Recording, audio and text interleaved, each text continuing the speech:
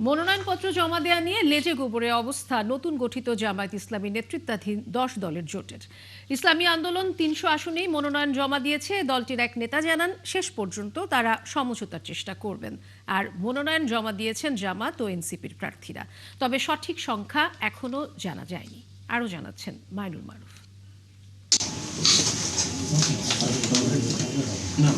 মনোনয়ন জমা দেওয়ার শেষ দিনেও আসন সমঝোতা করতে পারেনি জামায়াতের নেতৃত্বাধীন ১০ দলীয় জোট। অন্যতম শরিক ইসলামী আন্দোলন ৩০০ আসনেই মনোনয়ন জমা দিয়েছে। দলটির এক নেতা বলেন, শেষ মুহূর্ত পর্যন্ত তারা সমঝোতার চেষ্টা করবেন। আমরা ৩০০ আসন থেকে ইসলামী আন্দোলন বাংলাদেশ আমরা মনোনয়নপত্র আজকে দাখিল করেছি। ৩০০ আসনে আমাদের নির্বাচনের প্রস্তুতি চলতেছে এবং সমঝোতাও একই গতিতে চলতেছে। সমঝোতা যখন দৃশ্যমান হবে আপনাদেরকে দলের আমির হযরত পীর সাহেব চরণাই ব্রিফিং করে জানাবেন। এদিকে জামায়াতের আমির ডাক্তার শফিকুর রহমানের পক্ষে ঢাকা ১৫ আসনে মনোনয়ন জমা দেন তার দলের নেতারা।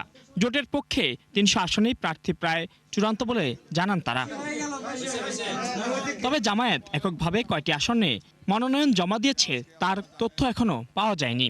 ১০ দলের সাথে আরেকটি দলও আমাদের সাথে নির্বাচনী সমঝোতা আসছে, শীঘ্রই আপনার সে নাম আমরা জানাবো।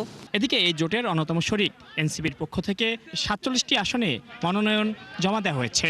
সেটা আদর্শিক জোট নয়। আমরা বলেছি কতগুলো বিষয়, অ্যান্টি কারাপশন, অ্যান্টি এক্সটোরশন এবং অ্যান্টি ইন্ডিয়ান, যে ভারতীয় যে হেজিমনি রয়েছে সেটার বিরুদ্ধে দাঁড়িয়ে বাংলাদেশের সার্বভৌমত্বের জন্য আমাদের এই জোটটা হয়েছে।